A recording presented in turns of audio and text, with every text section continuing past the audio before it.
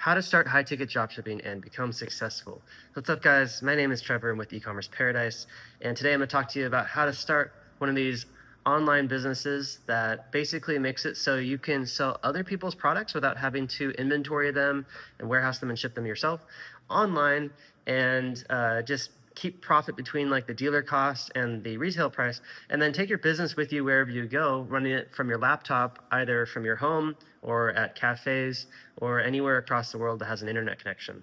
High-ticket dropshipping is a wonderful business model because it allows you to make more money per sale than with a low-ticket dropshipping business. So you need less orders per month in order to have a profitable business. But it comes with a lot of caveats. High-ticket dropshipping means you have to be doing high-ticket sales, which takes a lot more work.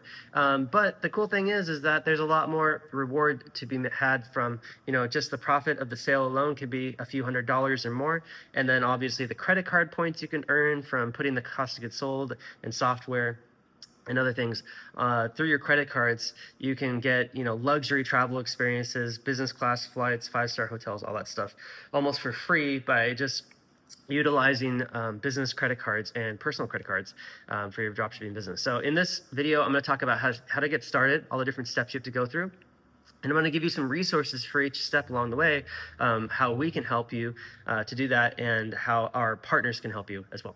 So the first thing is you have to do some niche research. You've got to figure out what niche is going to work for high-ticket dropshipping, and figure out something that actually has like demand, supply, verified competition, all that stuff. And you have to make sure that it's going to work for you, because you have certain skills and experiences that lend to doing better with high-ticket sales and service in a particular niche.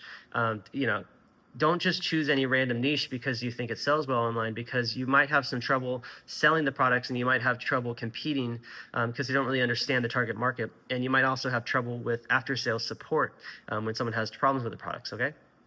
Because you're doing dropshipping, not affiliate marketing, you're going to have to be doing, the communication between the supplier and the customer. You're going to have to be doing the fulfillment, or at least the supplier is going to ship it for you, but you're going to still have to update the customer, communicate back and forth with the customer to make sure that they receive their product. And then you're going to have to do post-purchase communication as well. Now, you can automate a lot of this stuff using email marketing, using videos, using blog posts and pages on your website and all that stuff. But the key is really with high ticket sales is that you've got to be comfortable and used to making phone calls and receiving phone calls, because phone support is really key with high ticket sales. No matter what you're selling, whether it be a physical product, a digital product, a service, anything, people want to talk to people on the phone before they make a purchasing decision that is over $100 usually. So just keep that in mind. Having a phone number is really, really important. It's going to be part of the startup process for your high ticket dropshipping business. Now, the best thing about dropshipping as opposed to affiliate marketing and other things is you can take advantage of platforms like Google Shopping, Bing Shopping. Shopping networks are really cool because they have an automated way for you to send a feed of your products to that shopping platform, and they'll appear with a picture, a price, a brand name, your store name, all that stuff. And so their customers are kind of pre-qualifying themselves in a sense, searching around for different products and stuff like that. They can see the price first, they can see that your store name first and all that, and then they click through to your store, so you can get leads really easily, at least B2C leads, business consumer leads really easily, using these shopping ad platforms. But with high-ticket dropshipping, of course, there's a huge, sales funnel involved, right? There's a much longer buying cycle, so you have to keep that in mind. There's going to be people looking for the category of products, not sure what brand they want to buy, and then they determine what brand they want to buy. They're looking for what model they are interested in, and comparing models back and forth and stuff like that. And then they're kind of looking for different stores and seeing what kind of deal they can get. So with high-ticket dropshipping, one of the best ways to become successful with it in the long run is to learn really good how to do certain things that you do in B2B sales, like offering free gifts. When you're doing B2B sales, one of the number one things you can do to succeed is by giving free gifts during the prospecting process. Okay, so you can do the same thing with B2C on your website. You can offer a free gift or a free gift package with the high ticket product that they're buying, and that's going to give them an incentive to buy from you rather than some big box store where they just have like a regular listing without something like that. All right, so first of all, when you're researching niches, it's really important to find competitors first, okay? So find somebody that's out there that's already doing high ticket drop shipping, that their store is based on this business model. At first it's going to be kind of hard to figure out, how do you determine what store is what? But there's a few certain criteria that I have how to find these stores, and it's pretty successful. And I'm going to go over them right now. So number one, you want to find a niche specific store. So big box stores are almost always going to be very broad and general stores, and they're going to sell a bunch of different products. You're going to find general stores of all different types and sizes, and also old ones and newer ones, that kind of stuff. So, obviously like Amazon, Walmart, eBay, Houzz, these are all big box stores, right? Home Depot, Wayfair, Lowe's. So you'll see those websites when you're doing research on Google Shopping or Bing Shopping, and typing in product categories. You'll see the big box stores pop up first usually because they have the biggest ad budgets to spend, so they're spending the most on ads. But you should not try to research these stores, because the suppliers on those stores are often going to require a physical storefront, or a warehouse or some kind of a showroom or something in order to do business with that store. In any new store, they're going to require you to have a showroom. It's a big barrier to entry to have a showroom because it costs a lot of money and time and effort. You got to go, rent out a unit somewhere. You've got to outfit that unit and build it up and make it look nice. You've got to purchase inventory. So, maybe 5 or 10 of whatever item it is, and then you got to put them on display and set them up and assemble them. Some of the biggest, most profitable and successful online businesses, high ticket drop shipping businesses, actually are ones that go and create the showrooms or build the warehouses. And then they import or they purchase in bulk all these, these products that they buy. Okay. So keep that in mind as a long-term scaling idea, that you can do that. Another option is, obviously you can just go online only, but in the long run, just keep in mind that you're going to be dealing with a lot of reverse logistics. Okay, meaning like returns and refunds. You're going to have to definitely go back and forth with the suppliers in order to manage that. So you're not going to have your own warehouse. So make sure that, on your website, all the policies, they're going to say, that they're going to be shipping back to the supplier, and, all that stuff. And you got to go with the supplier's policies. If they have a refund policy, whatever it is, whatever the restocking fee, you put that same thing on your website. So your website is going to be based around your supplier, especially to start with. And then later on, you're going to be able to hopefully, have some sort of location or even just a 3PL warehouse, that you can take refunds to, returns to, that your supplier won't take back, and then maybe resell them on eBay or something like that. Okay, so that's just kind of a long-term thing that a lot of these retailers have to deal with. And it just kind of goes along with saying that, in the long run, a lot of the things you're going to encounter are going to lead you into wanting to get some sort of a small warehouse space, like starting your own high-ticket direct-to-consumer brand based on the niche that you have. Because later on, when you have tons of experience, knowledge, all this data from your high-ticket dropshipping store, why not just go out and contact the Chinese supplier that makes it for your, your other brands, and then create your own brand and import that, a container of those products.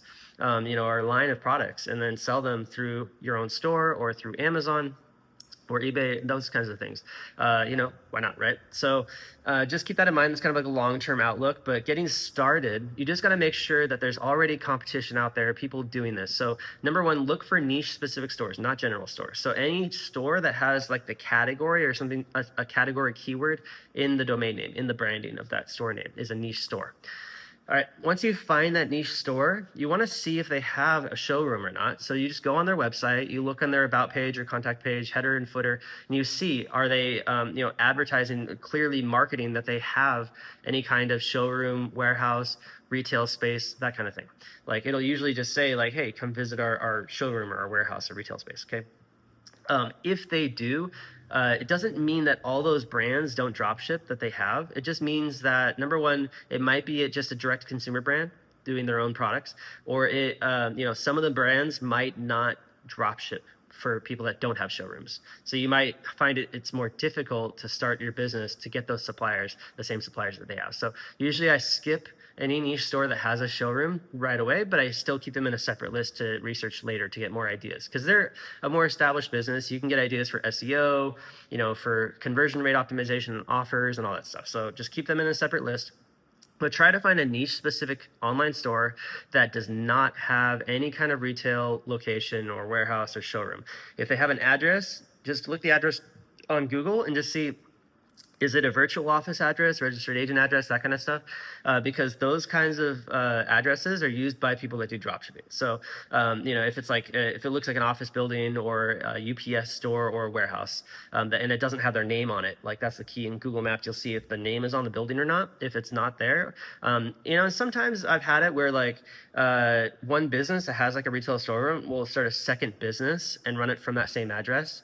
So you got to do some more research and see, is that other business owned by that same business or not, or is it like a partner business or a sister business? Because then that means that they do have a retail showroom and they're able to show that to suppliers of that store, and they're kind of just utilizing that to get ahead and to break into the niche more, to make it easier to break into the new niches. So just keep that in mind. That's another thing you have to deal with.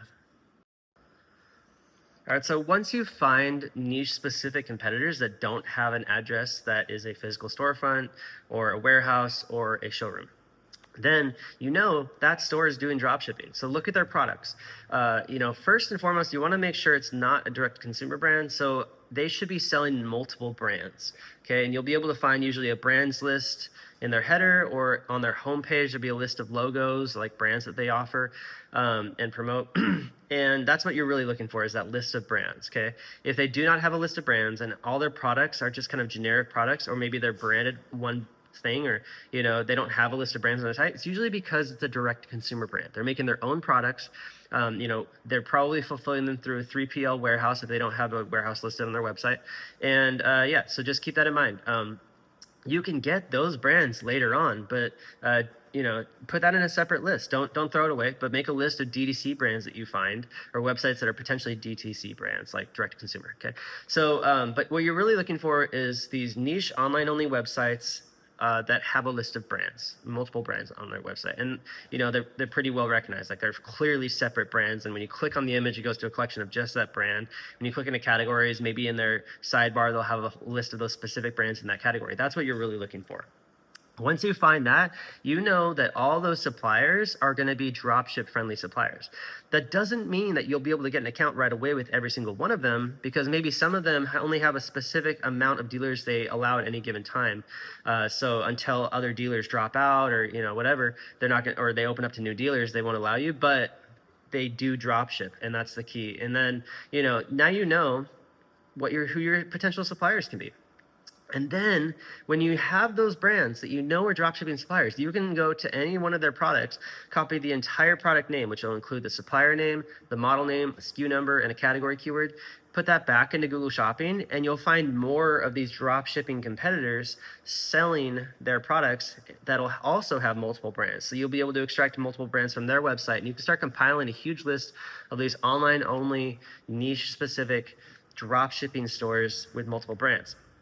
And then you have a huge list of suppliers from there. Okay, so pretty simple. Now, if you guys want some help with niche coaching, like niche research, I offer private coaching, and we can have an hour-long video call where we take what your skill sets are and stuff like that, and experiences and things you're interested in, the high-ticket versions of that, and we do research, and we find a niche that would work for you. We find these online-only competitors selling multiple brands, and we establish that a niche has demand, has supply, and kind of come up with a concept for a mid-niche store.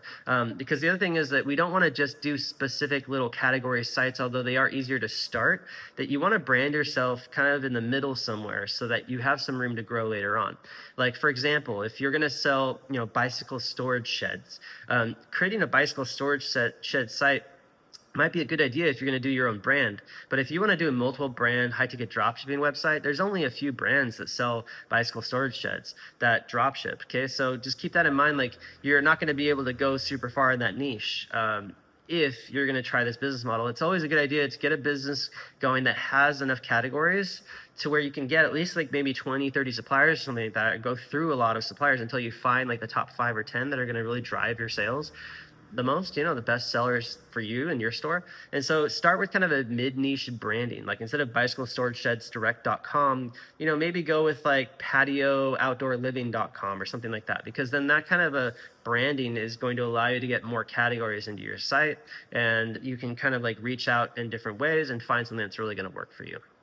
If you really want to go niche specific, you can. Just know that you're going to be limited. But in the beginning, it is going to be quite a bit easier because number one, the suppliers are going to like you more because you are branded for their category of products. So you're more likely to get those specific suppliers on board for sure.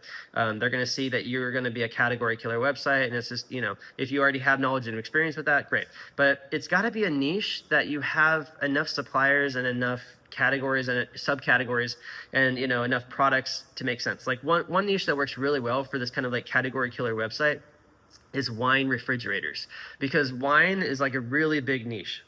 There's tons of wine brands and it's been around forever.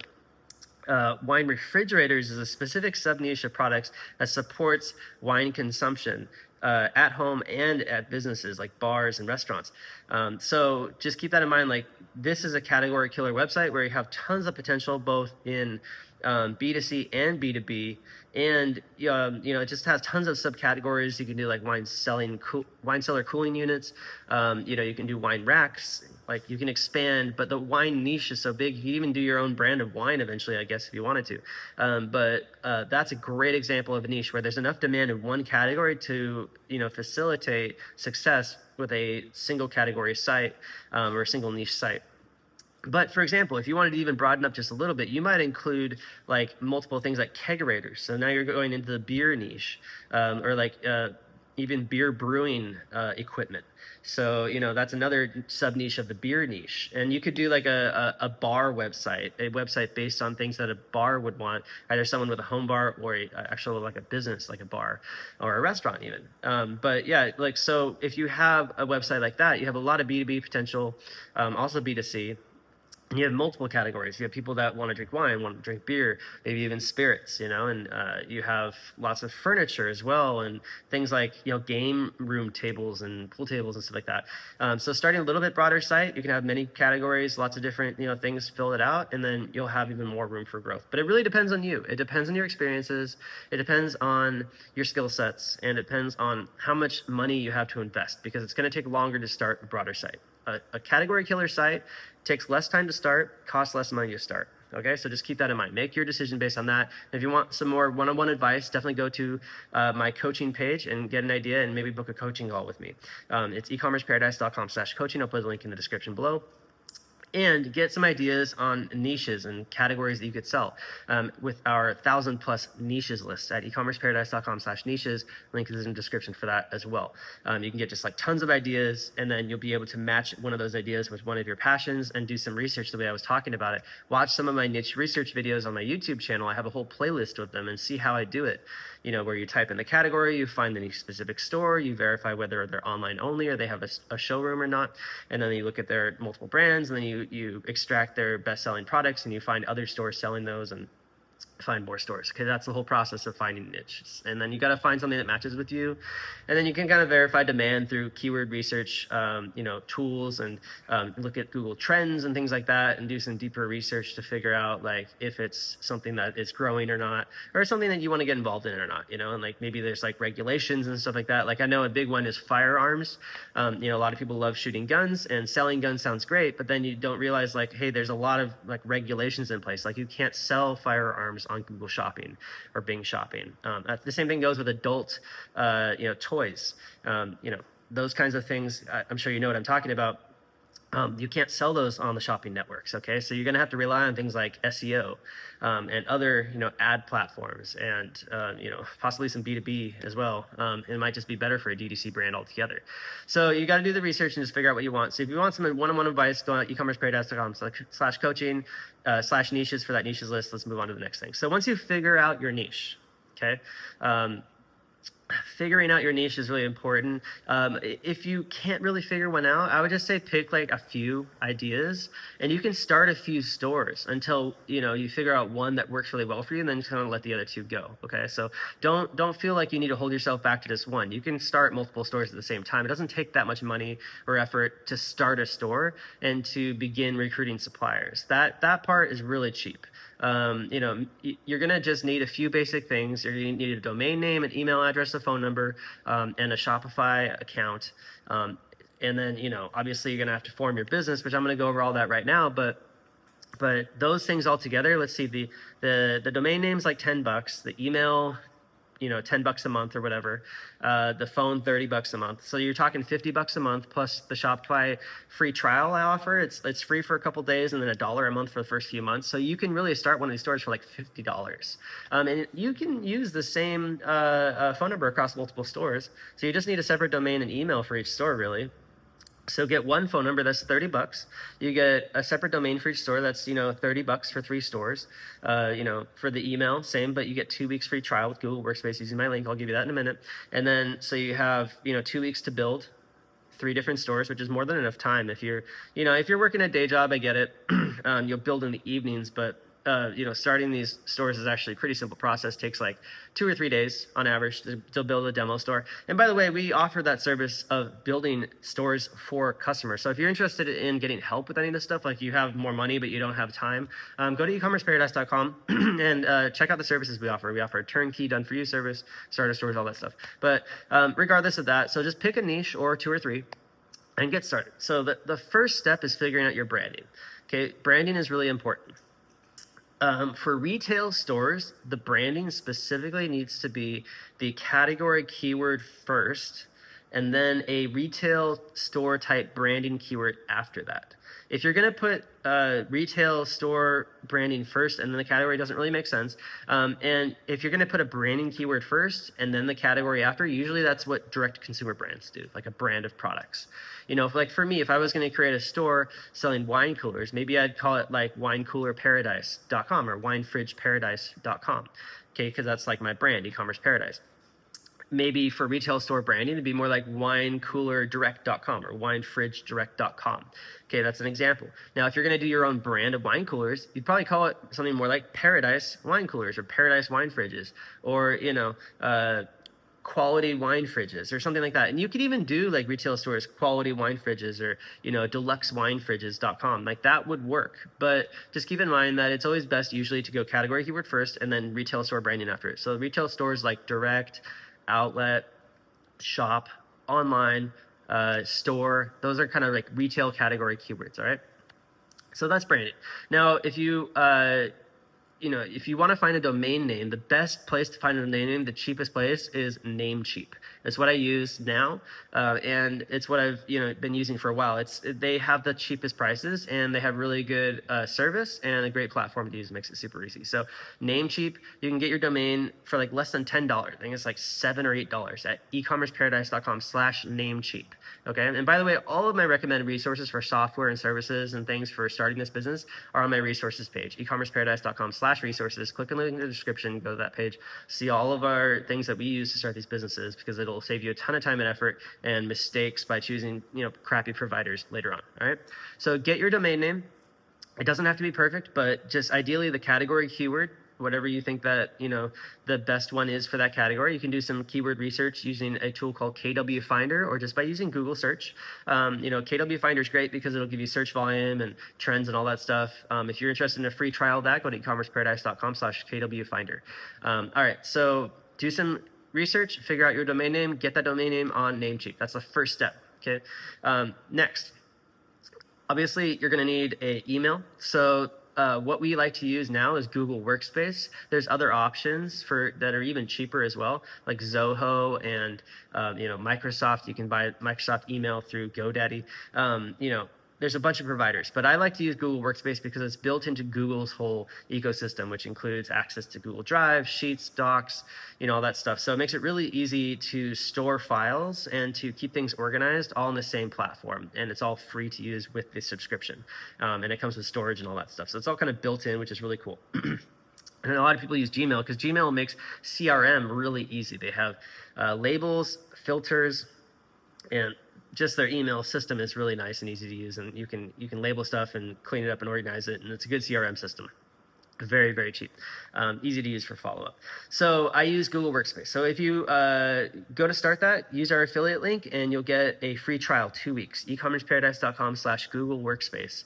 Link is in the description. 2-week free trial. It's plenty of time to build your store out, and you'll be able to figure out if this is going to work for you or not. Okay, and then after that, it's pretty cheap. And just start with your name. I recommend your first name at yourstorename.com. That's like your first user you'll make. Okay. And then the next user you could make maybe is sales at yourstorename.com. You can use that for outreach and prospecting, B2B prospecting. Keep in mind with cold outreach, like the long-term game plan is that you're going to only be able to use about 2 different accounts per domain and send about 20 emails a day per account per domain, okay, for cold outreach email. So when you really get into cold outreach, it's all about supplier recruiting, especially in the beginning, but also just ongoing. And then it's also about doing B2B outreach, and it's also about doing outreach to get backlinks like guest posts and link insertion. Okay, so 3 types of outreach to grow your business right there. Supplier recruiting, B2B, and maybe B2B, B2G. So just lump those into the same category, business to government, business to business. And then also, backlinks, guest posts, and link insertion.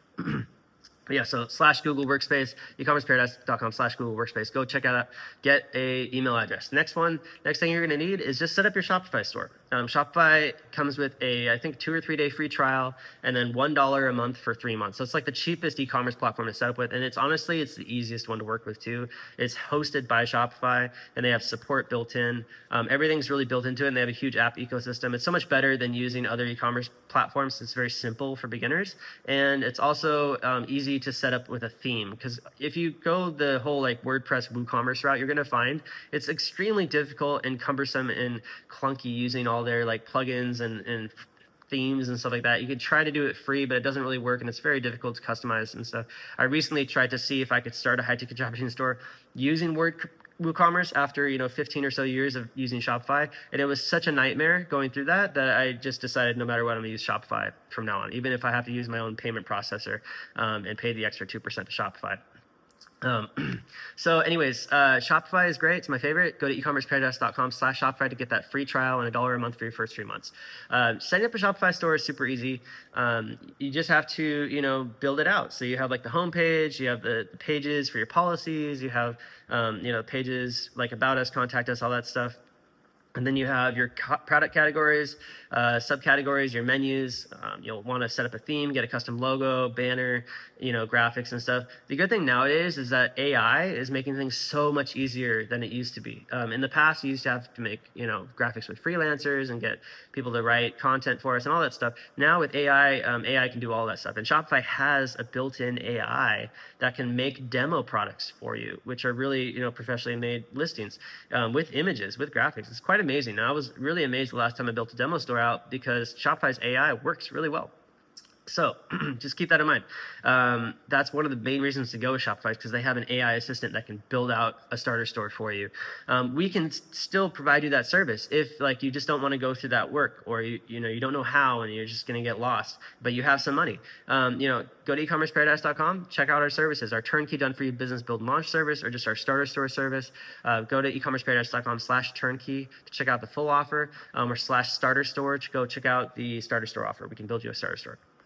But regardless of that, just build out your starter store, use the AI, use ChatGPT to make graphics. ChatGPT works great for logos, banners, stuff like that. You can just use stock images as well.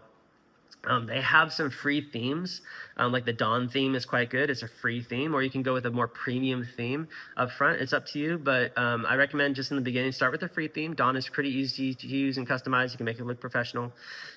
Premium themes, I really like the Shoptimize theme. That's a good one. I also like the Superstore theme by Pixel Union out of the sandbox. And then I also like the Empire theme by Pixel Union out of the sandbox.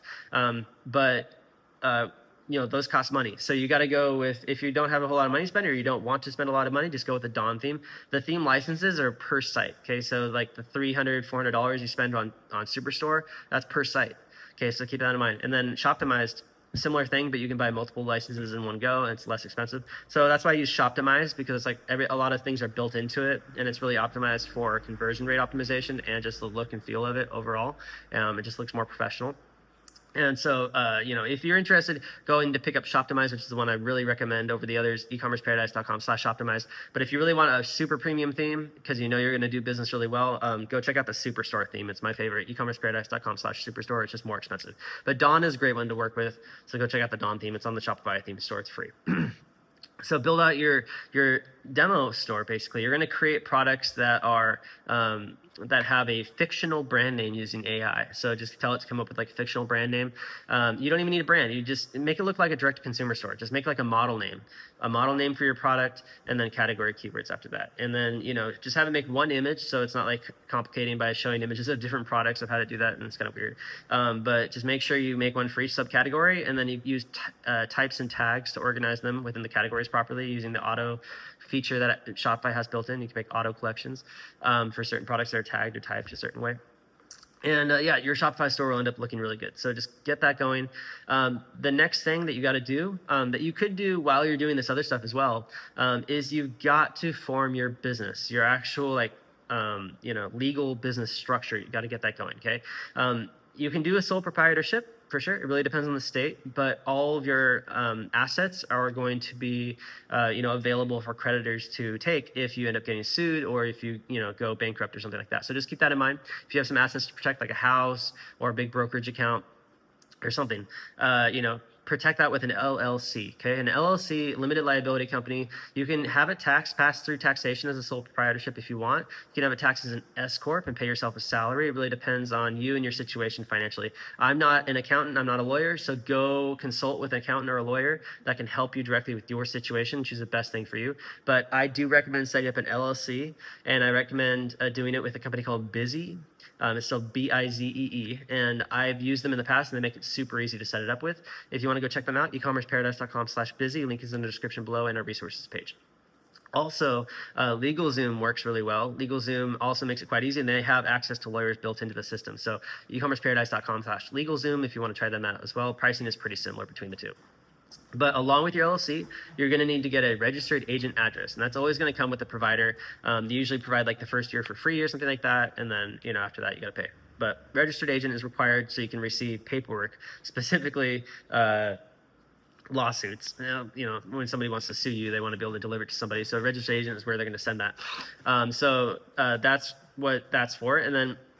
You need to establish an EIN. So an EIN, you're going to have to get that whether you do a sole prop, a partnership, LLC, taxes as a sole prop, taxes as an S corp, whatever. EIN is essential for reporting your revenue to the U.S. IRS, the Internal Revenue Service, and that way they know how much you're making so they can tax you.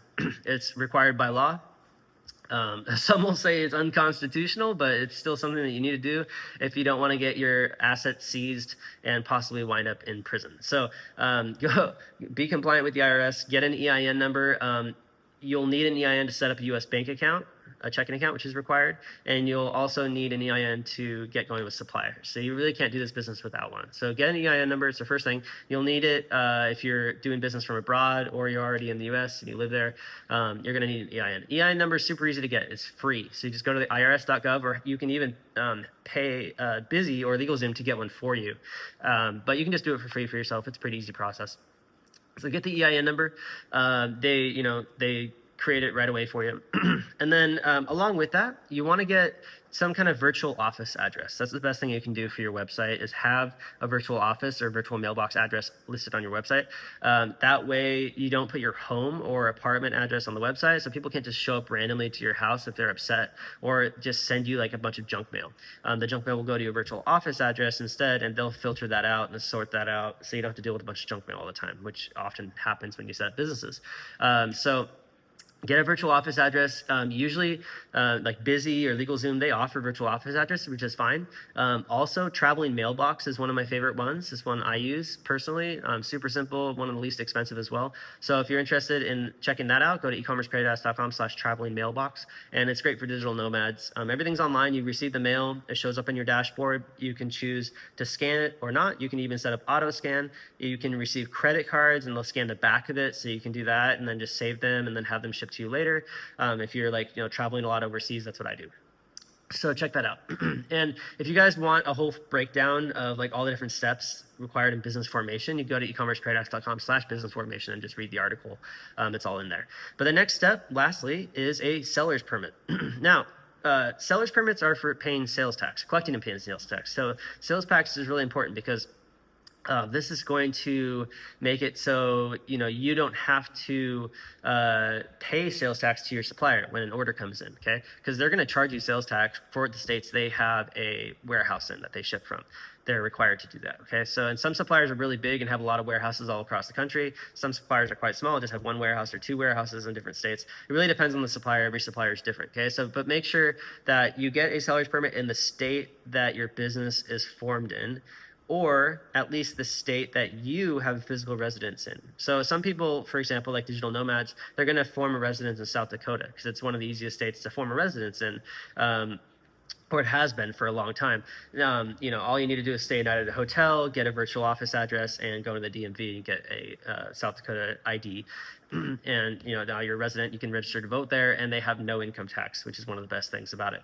Then you can be an RVer, drive around the country, be a digital nomad, fly around the world, live in other countries, on and off, and save more on tax. But keep in mind, when it comes to getting that seller's permit, Wyoming, which is used to be the best place to form a business, is no longer, just because they require you to have physical business address, physical business presence, or physical presence of some sort in order to get that seller's permit. So you can't really do that anymore.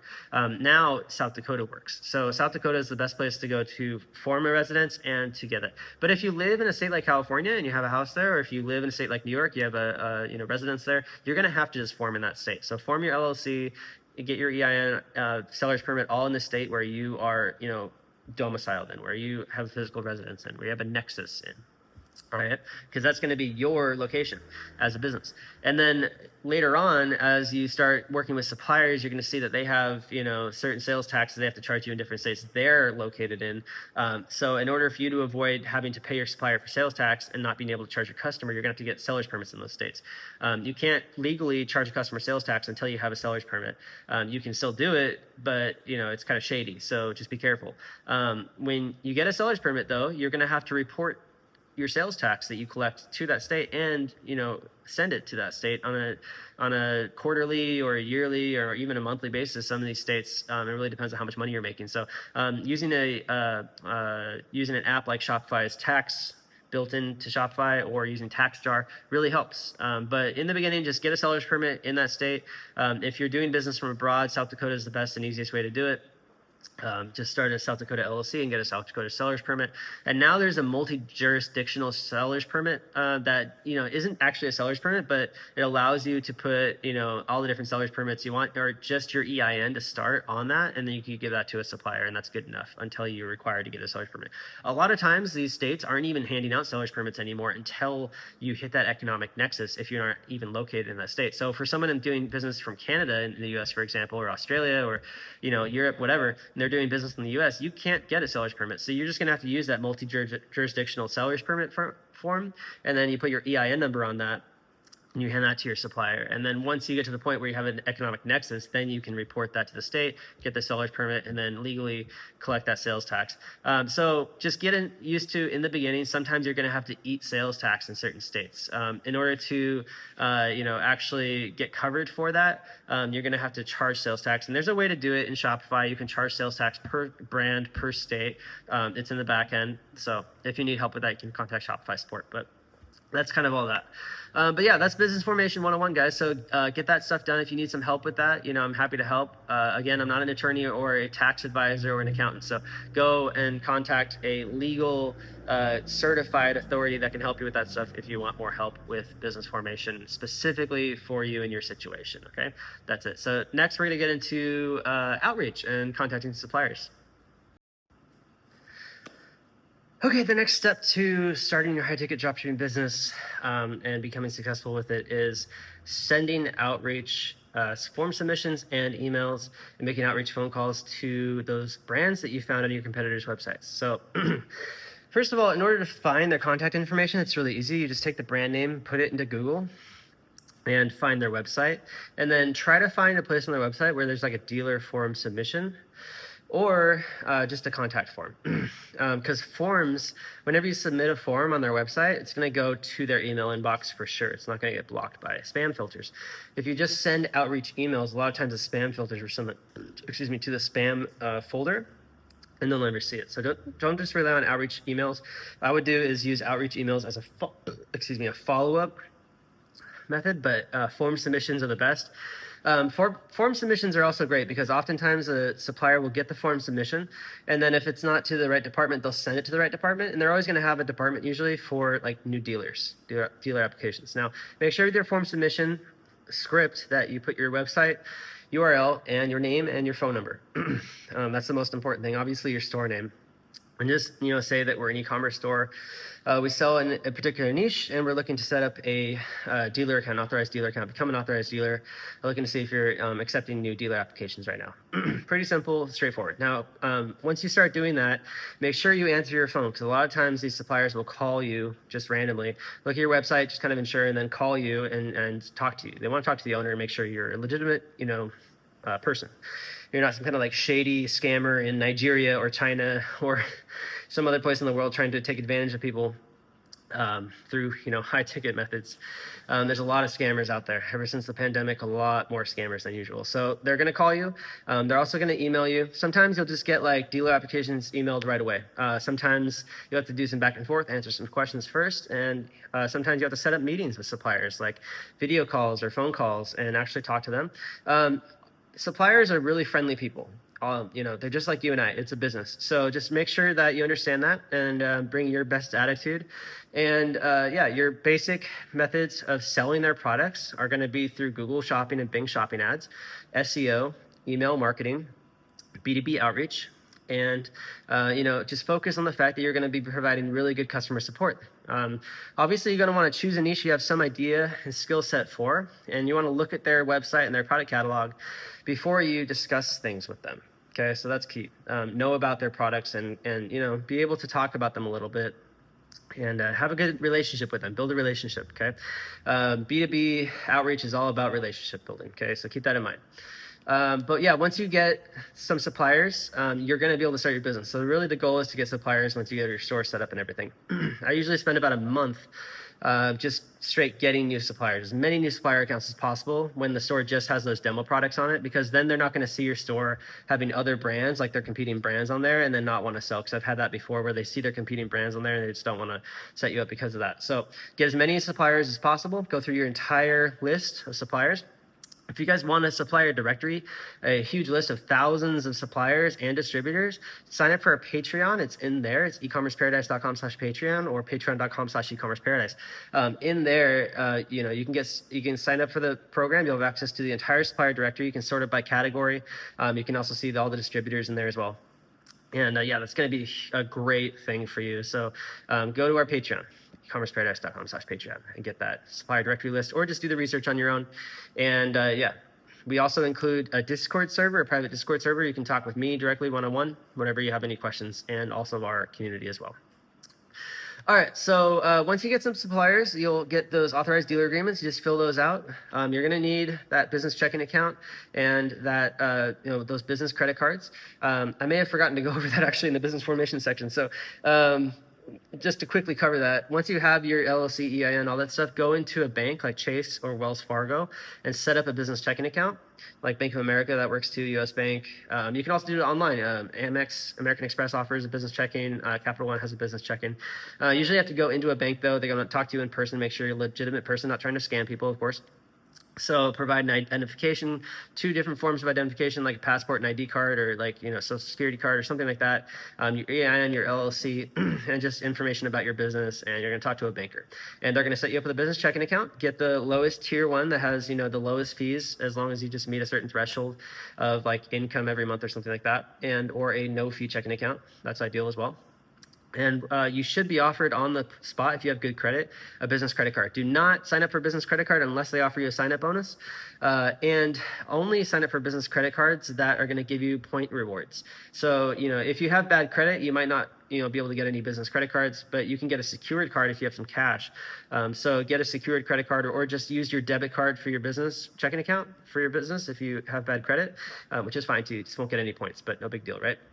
The cool thing about the American Express checking account is that it does offer a high yield It's like close to 1%, and they offer you 1 point for every $2 you spend on the debit card. So it's a great way to run a business completely just with a checking account debit card, still earn points and get high yield back on the amount that's in the checking account. So American Express is one of my favorite because of that, and I use them now because of that. So yeah, check that out. American Express has that. We have some blog articles as well, best checking accounts, best credit cards. I'll link them below on our website. You can check those out too. And I have other videos as well. There's lots of cool credit cards you can use for business spend. Business credit cards specifically, they do not impact your credit score as much when you put a bunch of spend on them, like personal credit cards do. So you can maintain, your business without ruining your credit score. Using personal credit cards, your credit score is going to go down a lot faster because I think it's personal spend. So just keep that in mind. But I recommend the Chase Inc. series. Those give you ultimate reward points, which then can be transferred to Hyatt, and you can stay at Hyatt's, for almost for free. And Hyatts are awesome properties. They also have a ton of other redemption possibilities as well, but that's the best one. Also, Capital One, their Spark Miles card gets you 2x points per dollar spent. So, for every order that's like $1,000, $2,000, you get like 2,000 or 3,000, maybe 4,000 points. Those can be transferred to airline partners for really good redemptions, and you get business class, long haul flights and stuff like that for free, almost for free, just pay the tax. So yeah, that's one of my favorite things about that. There's some travel reward cards like the Chase Sapphire Reserve and Preferred that offer you other perks. Specifically the Reserve, it offers you Priority Pass, which is really cool. The Amex Platinum offers you Priority Pass as well. There's other cards specifically for hotel programs. There's just a plethora of good credit cards. So go to ecommerceparadise.com/credit cards. I'll put a link in the description below. And with the credit cards, you'll be able to figure that out and make sure that you're getting the best rewards for your business. Because at the end of the day, especially if you end up spending a lot of money on ads, and dealing with shipping costs and sales tax, all that stuff, the margins on these businesses can be quite low. Typical retail margins after all expenses, especially if you hire a team to do stuff for you, can be like close to 5 to 10% net margins. Okay, so the margins are quite low at the end of the day, sometimes higher, but usually pretty low. My average was like 7 to 10%, just because I was spending a lot of money on ads and, having a team do stuff for me. Now, you can get much higher margins if you invest up front into SEO and do like B2B outreach and get like B2B clients, because they usually order more in one order. So you pay less for shipping and you get more profit. So just try to go that route. That's going to get you more profit in this business model. But you can still put stuff on business credit cards, which is great. So yeah, get a lot of stuff going. Get the suppliers. You're going to want to put a business credit card on file with them, usually, to pay for stuff, or they'll have an online portal where you can do that yourself and pay with the credit cards in the online portal as you get orders. Okay, so that's how that works. Every supplier is different. Distributors, sometimes they have like a bunch of brands, so that makes it a little bit easier, but sometimes these dropshipping suppliers, they have to charge your card. So you just put a card on file with them, and that's how that works. So you're gonna have to keep track of stuff. So make sure you're setting up a financial bookkeeping app, or use some sort of an online app so that you can keep track of what's being charged to your credit card. And you're doing a daily check on your credit card to see new charges, and you're gonna match those charges up with the orders and make sure that the ad spend charges are correct and everything. And if you see thing that's incorrect, contact the vendor first and see what happened. Maybe sometimes there was a duplicate charge or a duplicate shipment by accident, something happens. So make sure you're doing your due diligence, or your diligent checking activity every single day on your financial accounts, and make sure that stuff is clean, because that, the thing about high ticket dropshipping is that you're dealing with $1,000 plus orders. If a duplicate charge happens or something like that, there can be, your credit cards can get maxed out really quick, and if you end up like spending that down and not realizing it, you can lose a lot of money, right? So you have to be really diligent with your financial accounts, your bank account and your credit card. All right. Don't make the mistake of just kind of being lazy and sloppy about financial management. This business, it really, really matters. You've got to be financially qualified. Like, you've got to be working on that stuff all the time. So yeah, I use an order processing sheet. We provide that in the masterclass in Patreon. An order processing sheet, you can make it on your own. It's just basically all the info about the order. Specifically though, it's about the amount that you charged for the order, less the merchant fee that you paid. Usually it's around 3%. And that amount is going to be the amount deposited into your checking account. So you get that number in your spreadsheet. You can double check the amounts that are deposited to your checking account. Now, Shopify, they do deposits usually daily, and then they're going to lump a bunch of orders together. So you're going to have to dissect those payouts through Shopify and make sure that, which ones are paid out. And you'll have a system of like color coding, lines that have been paid out and which ones haven't, that kind of thing. And then, once you get that, then you can match it up with the credit card transaction. You can pay off the credit card. I usually do it one order at a time, just so I know each order is paid off, and you mark it paid, in your sheet. All right. So, and when there's reverse logistics later on, you're going to deal with refunds and returns and stuff like that. You're going to have to go through and have a whole separate system of keeping track of returns, refunds. And so keep a separate sheet for that, refunds and returns, and match them up. And you can create summary tabs and summarize data from other sheets within the same sheet. And that's a little bit more advanced, but yeah, if you don't know how to use spreadsheets, definitely learn how to use spreadsheets. There's lots of free tutorials on, how to use spreadsheets and use formulas and all that stuff to calculate things for you. It makes life a lot easier. Use bookkeeping apps, obviously still, like the one I use is Finaloop, Finaloop. It's a Shopify app. It links in Shopify. It's built for dropshipping and e-commerce, so it's really easy to use. Ecommerceparadise.com/Finaloop is our affiliate link for that. You get a free trial. And so go check them out. They're really good. But, obviously you're going to have to pay a couple $100 a month to get your bookkeeping done through this app, and your bookkeeping done for the end of the year. So just keep that in mind. But regardless of that, it's really important to have your bookkeeping done properly and your finances properly done. Now, over time, as you start to scale, you hit 100,000 a month, 200,000 a month. You're going to probably want to hire an internal bookkeeper, someone who's going to work on your team full time.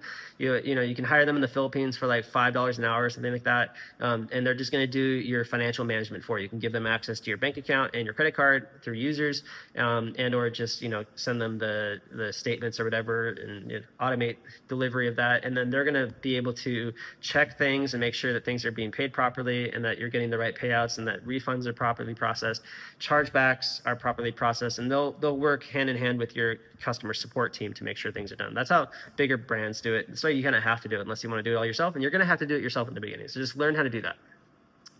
All right, so you get some suppliers on board. You got your business formed, everything's set up and ready to go. Now, what do you do next? Well, you have to upload your product catalog. Uploading your catalog is really important. Obviously, it can take a lot of time. Sometimes catalogs are quite big, sometimes they're quite small. If you do it manually, it's a lot of work. You can do it automatically by importing the catalogs from your competitors, but sometimes competitors mess up their descriptions, or they make customized descriptions you don't want to copy. So what you should do is you should check line up the supplier's catalog with the competitor's catalog, and just check and kind of make sure everything looks good across their best sellers, and import the catalog, keep them as draft, and then go through each one and make sure it's MAP pricing compliant, minimum advertised price. You got to make sure that's correct. Make sure the compare at price in Shopify is the MSRP. If there's not an MSRP, you can set your own. It really depends. Just ask the supplier if it's cool first. And then make an optimized, customized description. You can use AI, or Koala Chat is really good. Claude is really good. You just give them all the specifications, features, benefits list, whatever your supplier gives you, and then have it write a customized, sales copy, enhanced SEO, enhanced sales description, and then put that in there, and then add some of the images in there from the image gallery that your supplier provides. Sometimes competitors will have high quality images, sometimes they don't, so make sure you get those from the supplier and put those on your website. Sometimes competitors will have customized images they made themselves with their watermarks, so you don't want to import those, obviously. So make sure you're double checking everything before you do it.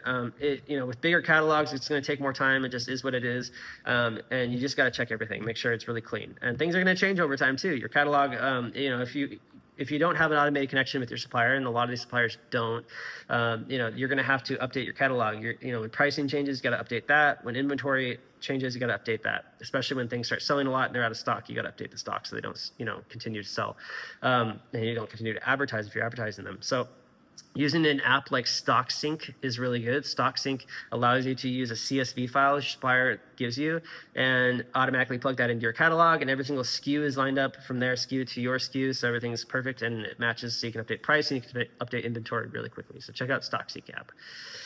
All right, so along with that, there's lots more cool apps to do. If you want like an over the shoulder of how to upload your catalog, though, go check out our masterclass. It's in Patreon. I actually show you how to upload a catalog manually, so you can understand kind of the method and like one thing at a time and get like an over the shoulder of that. But yeah, like there's a lot of Shopify apps. If you want to know all the best Shopify apps to use, go to ecommerceparadise.com/best Shopify apps.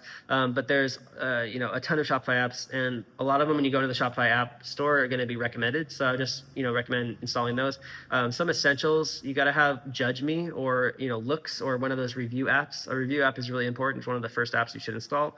You should install a live chat app on your store, like Shopify Inbox, which is free, or Tidio, which works great, but it's mostly premium is most of their features. But yeah, live chat, reviews, an SEO app is really good to have. Something that's going to install the SEO stuff on your website that you need to rank well and to have your stuff show up really well is important. So there's a bunch of those. So you can choose the one you like the most. And there's lots of conversion rate optimization apps as well. The reason why I like the Shoptimize theme is because they already have some of those conversion rate optimization app features built into the theme. That's why I use it. But conversion rate optimization apps, you want to have like a lot of different things. There's like countdown timers, there's social proof pop-ups, there's like sales widgets and stuff like that, and there's email pop-ups and all that stuff. So make sure you do that. For email marketing, Klaviyo is one of the best. You can use OmniSend, you can use MailChimp. There's a lot of different options for email marketing. I use Klaviyo. If you are interested in a free trial of Klaviyo, go to ecommerceparadise.com/Klaviyo. You can have a pop-up built using Klaviyo, or you can use a pop-up builder like Privy or something like that as well. But you got to have all these things in place in order for your business to work really well. So make sure you get all this Shopify apps and stuff like that installed. If you want more help with that, go check out our masterclass. I go through every single app setup, over the shoulder, patreon.com/ecommerceparadise. Also, you can book a free coaching call if you want, ecommerceparadise.com/coaching. Let's see. So and then you want to also go through every single best-selling product, and you can go through and check the rest too, but start with the best sellers and see who else is selling it. So all those previously researched competitors should pop back up, and check their product listing and see what kind of offers they're making, whether they have like free gifts or discount coupon codes that are expiring, or add-ons, or like frequently bought together, all that stuff, extended warranties, maybe white glove delivery. They're gonna have a lot of different things, and then you got to ask your supplier, and you also got to research and figure out how you can offer similar things and also make something better. All right, and it's not always just about what you offer; it's how you offer it, how you present it too. So keep in mind, like study, sales page creation, because you can create like offer lists and stuff like that. You can assign a value to things that normally come with the offer and say it's coming for free. There's a lot of really specific stuff, but like example, if it comes with curbside delivery, which is normal, you would just say curbside delivery included for free, normal value $200 or something like that. That's totally fine, and that's just like a marketing tactic to get people to increase the perceived value of your website over another website. Okay, so keep that in mind. Increasing perceived value is really key, and offering those free gift packages really helps, because a discount coupon is cool, but you should only really do it through email marketing. Get people on your email list and then offer them a discount code if they don't buy right away. It just kind of helps them, close that sale. And then if you're in a really competitive niche where everybody's offering coupons on their site, you should probably offer coupons yourself. But free gifts go way further than coupons. People, for some reason, they just really are attracted to getting something for free, especially if it goes along with the product that they want to buy, something that they're interested in. So keep that in mind. Free gifts are always the best way to go when you're, optimizing for conversions and all that stuff. But make sure you have all the different add-ons and customizations as well. Some niches, the products are really particular. You can, pimp them out with all sorts of cool customizations and add-ons. One of those examples would be like electric fireplaces. You can choose different stones, you can choose different like types of wood, you can choose different color patterns. Like there's tons of different optimizations and customizations. Safes is another one where like you can choose the lock, the type of lock it is, the color of the lock, there's just tons of customization options with safes. So it's another one of those niches that it's going to take more time to build out those descriptions, because or the product pages, because you're gonna have to go through and create those, and there's a limitation with Shopify variants, so you've got to install an options app, a Shopify options app, and create options and stuff like that. So just keep that in mind. You're gonna have to dive pretty deep into some of these niches. That's why when it's a really complex niche like electric fireplaces or safes, I really recommend that you start a category killer website, because that is there's tons of suppliers and safes and options and B2B potential and B2G and all that stuff. Safes is a really, really great niche to get into, actually, but it does come with some caveats. Shipping costs are really high. Tons of customization, so your website's going to take a bit longer to to get going, to build and all that stuff. So just keep that in mind when you're building out a website. Is the niche really simple, or is it quite complex? All right, so once you get a hang of conversion rate optimization, that's going to take you a long time to figure out. But if you get it figured out, you can win at this business. So that's the main thing. Next, I'm going to get into email marketing, which is really essential.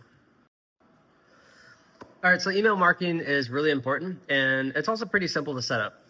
Using Klaviyo, they have some built-in flows that you can create. The first one is your welcome sequence. So it's when somebody signs up for your coupon code pop-up on your website. And you just want to introduce yourself, your business, and you want to provide maybe like 3 to 5 emails over the course of 3 to 5 days, and just really kind of get them excited about doing business with you. It's all about building rapport with the client automatically through email. So just keep that in mind. Definitely create a welcome email series, and also in your welcome email series, repeat the fact that there's a discount coupon code and it's expiring soon. It's all about urgency. Okay.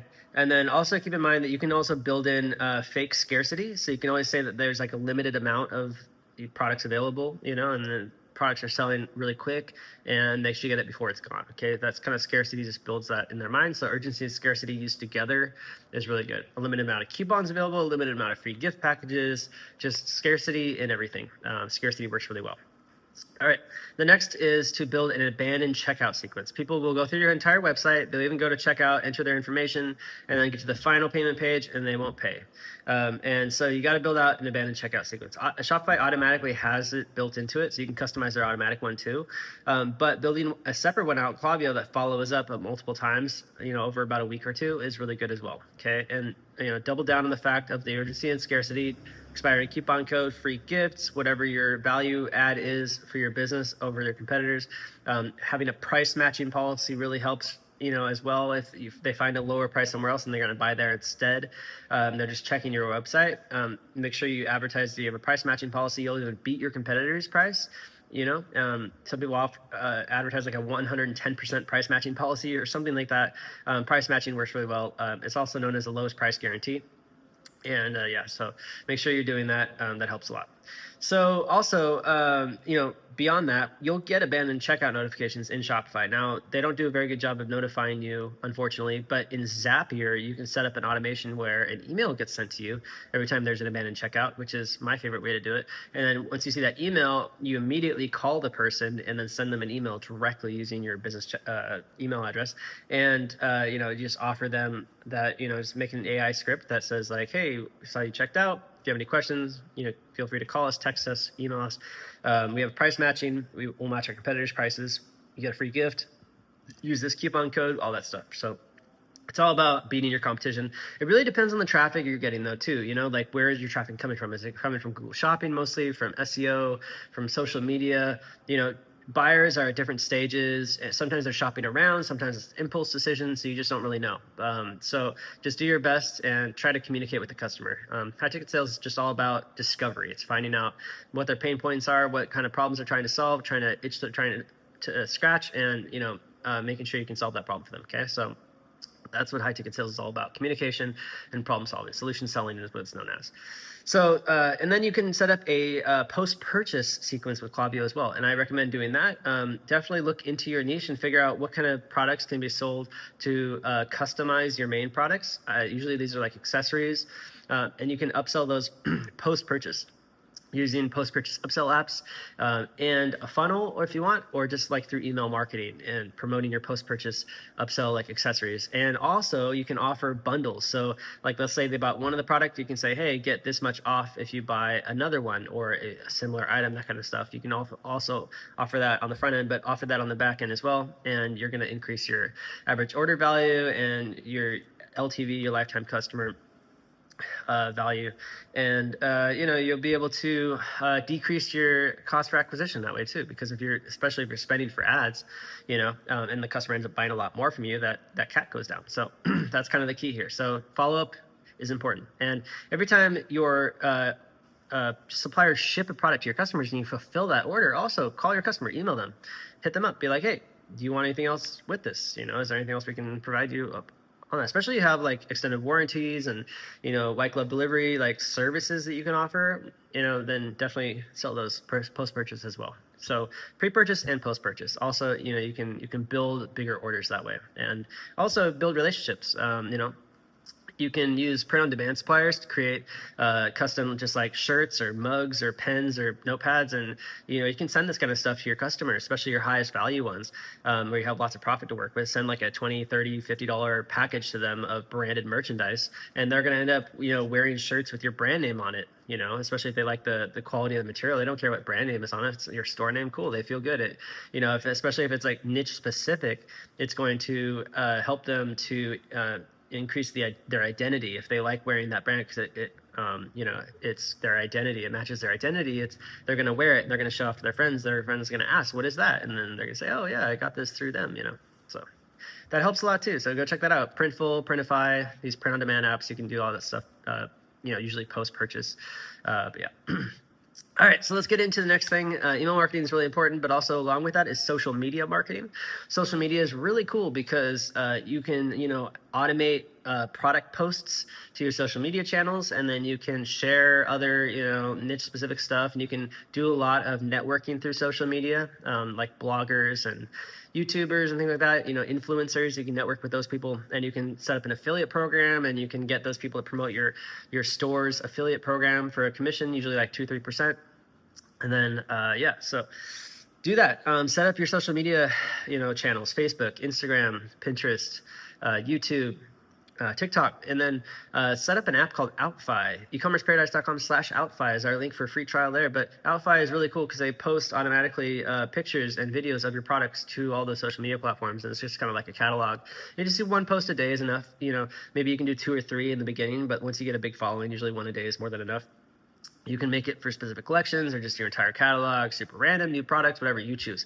But I like it because you're posting your catalog out there, and somebody can look through your catalog on the social media channels and get updates when you add new brands and new suppliers and new products. And so if somebody's really a fan, and this works really good like in fashion niches, but it works great for high ticket too. They can look through and see stuff they like, and purchase from you and contact you. So make sure, it's great for backlinks too. Obviously, you put the link in the bio of every social media account, and then should link to the other social medias from them, and put the links to your social medias on your website and your email. And it's a great place to get reviews as well, especially on Facebook. They offer reviews. So getting reviews on your website and social media is awesome. You're going to deal with some negative reviews sometimes. Just make sure that you respond to them, and that you just say that you're trying to improve, that you appreciate the feedback. That's all you can do. But try to stay positive. Don't be negative on social media reviews. All right, so once you get social media set up, you got email, you got all your products uploaded, your website is optimized as well as it could be. In the beginning, definitely start by launching Google and Bing shopping ads, because all you need to do is set up a feed, submit that feed to the merchant centers, set up the shopping ads. PMAX campaigns are really easy to set up. They're pretty much automated. Add a negative keyword list for, like keywords like used and Craigslist or Amazon, stuff like that you don't want to serve your ads for. And then launch your shopping ads. Usually start with like $20-$30 a day and go from there. And you should start seeing some leads and some sales eventually. Usually takes a few weeks for things to get going. But after that, definitely don't try to scale ads in the beginning. I would say put more money into SEO and into outreach in the beginning rather than trying to scale ads. Ads are just kind of something that's going to be supportive. It's going to lower your profit, and it's going to raise your CAC. So definitely investing the same money. Like instead of spending like $100 a day on ads, I would spend like $20 or $30 a day on ads in the beginning, and then spend that remaining $70 or $80 you were going to spend on ads and put that into SEO. Get backlinks, add content to your website, upgrade your AI subscriptions so you can make more content, and try to optimize your content on your website as much as possible to get organic traffic and get tons of backlinks, because backlinks are going to help you in so many ways. One of the best backlinks you can get is free backlinks, but they're from review sites like Trustpilot, BBB. Set up profiles on these websites, set up a DMB number, Dun Bradstreet, add the link to your website from those profiles, because those websites already have a really high domain rating, and then when you link to your website from them, you're going to get those backlinks, and they're going to be, do follow or no follow backlinks, but they're going to be backlinks. So you can do that. Also go to any blogs that talk about your products that have comment sections, and comment on the sections and put a backlink to your website. Sometimes, that'll work, and you can get usually no follow links, but hey, at least their links. Go set up profiles on all these different social media sites. Maybe you won't really use them, just make one post on them or something, but create that and then add a backlink. It's just a great start. There's lots of backlink services out there that will do this for you, but it's free to do and you can just go do it yourself. So just go do it yourself. All right. That's super essential. B2B outreach, basically the essential with B2B outreach, which is, it's really important to do this once you get a hang on ads and SEO, is to go out there and get the review site set up as you go and do B2B. So what you got to do is you got to get a list of businesses that would be, potential buyers of your products, businesses that might be interested. So in a niche like safes, for example, you can go almost any physical product, storefront that keeps cash or, anything expensive, jewelry businesses, that kind of stuff. They're going to need safes, right? Businesses that have firearms, I don't know, who knows? There's lots of businesses that use safes, to protect their financial assets, their valuables. So make a list of all these different types of businesses and then go out and find those businesses' contact information or buy lists of those businesses that they've already found the contact information on. And then you start doing outreach. Now with outreach, you can have 2 email accounts per domain, and you send about 20 emails per account per domain. So usually it's like a sales at or your name at or whatever, but 2 email accounts per domain. And what you can do is you can get domains that are very similar to your original domain and just set up like a redirect, a URL redirect. So like, for example, if your website is safesdirect.com, go safesdirectshop.com, safesdirectsonline.shop.com, just add like a little thing to it or something. Or just put like a different safes, direct 2.com or safesdirect3.com. That's fine too. So get separate domains, 2 emails per domain, and then you can also there's websites out there that will do this for you, like automated, like SaaS businesses. You can utilize those as well. You just pay a premium fee and then they'll do it all for you, so you don't have to do this. But Go High Level is one of the biggest ones, where they have it all built in like a CRM system, and you can do outreach through them and have multiple domains. So High Level is one of the best. But besides that, B2B is really important because once you do outreach, and again, like the form submissions thing, the same thing you do with the suppliers and cold calling, like that works too. So having somebody, you're doing it yourself, but submitting messages through forms. Also, just walking into those businesses if they're local to you. What always works really good with this kind of stuff is bringing them a gift, something that they'll enjoy, like a sample of some sort, or even just at the bare minimum, like a catalog, like a physical catalog or brochure.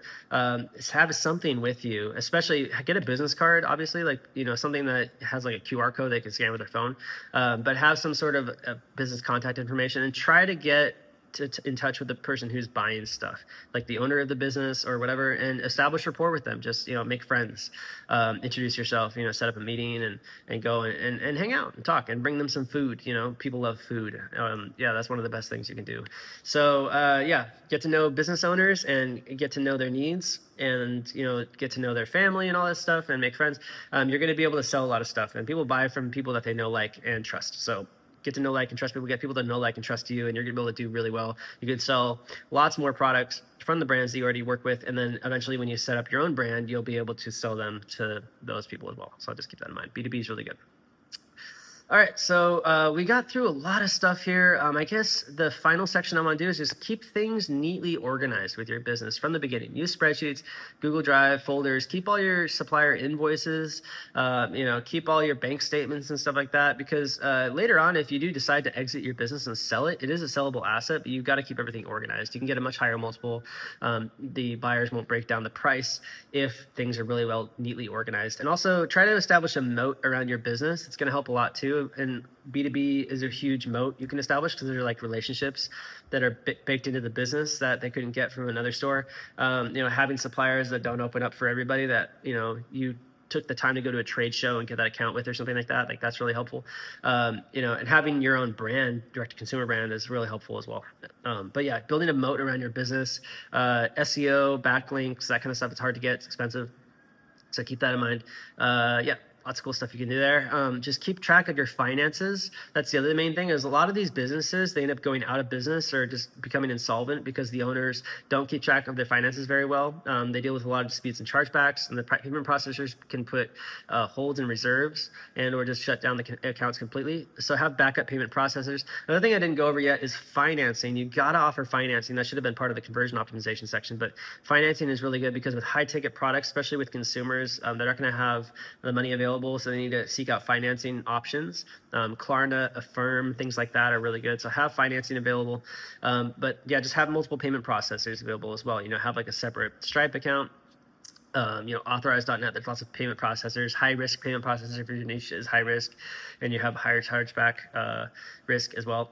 But yeah, so just keep in mind cash flow becomes an issue sometimes as you scale, and you have to keep reserves. So don't take too many draws from your business in the beginning.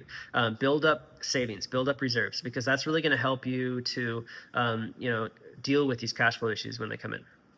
A lot of times in the past, I've had to take in merchant cash advance loans to cover cash flow issues. And those are really bad because the interest rate is really high. It's like 10%, sometimes 15%. And that's more than the net margins you make from your business. So you can't really pay that loan back properly, right? So you're going to become insolvent anyways. If you're getting that loan because you're already going insolvent, that's the wrong thing to do. It's like putting a Band-Aid on a gushing wound that needs like surgery.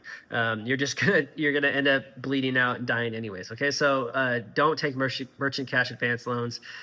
Try to diagnose the problem in your business, cut costs, and maybe even get a second job or something to pay for the difference, or offer services online or something, or have some kind of high margin, low profit model that will be able to give you the cash flow you need to cover things. A lot of times people don't use these high ticket dropshipping businesses as their main source of income. It's just like a side hustle where you make like maybe 20, 30, 50K a month in revenue. You keep a few $1,000s, you get some credit card points, and you have like a different thing. Like maybe you offer services as a freelancer, or, have an agency, or you have a digital products business, or, and you can combine these things too, like if you want to do a membership site around your community, you can do that separately. If you want to have like a YouTube channel and do reviews and stuff like that, and build a Patreon, you can do that. If you want to do an agency and provide services like SEO services, things you're doing for your own website, B2B outreach, that kind of stuff for other companies, you can do high level, B2B stuff using high level. You can do that for like service-based businesses or like physical-based businesses. You can do that. That's a whole thing. So there's lots of different things you can do. You can do affiliate sites, it's the same category of products. If you can't get certain suppliers and they offer an affiliate program, throw them on an affiliate site, have AI write a bunch of reviews and stuff. So there's lots of different things you can do. It's what I do basically. I just choose, I have a main niche that I do, and I have a dropshipping store, affiliate site, services-based business, digital products, all that stuff, and there's lots of different ways you can do it. So just kind of sprinkle yourself around and have like one main thing, but then also have a few sub things that you can, fall back on. And, it's all about having multiple sources of income and keeping track of all that really well, and doing bookkeeping and filing your taxes properly. And then investing when you have something that is extra, like have a high yield savings or something on the side, that brings you like consistent income from your money. And then also have like an investment account, like a brokerage account or a Roth IRA, or whatever traditional IRA, and invest in the S&P 500, because over time the S&P 500 always goes up.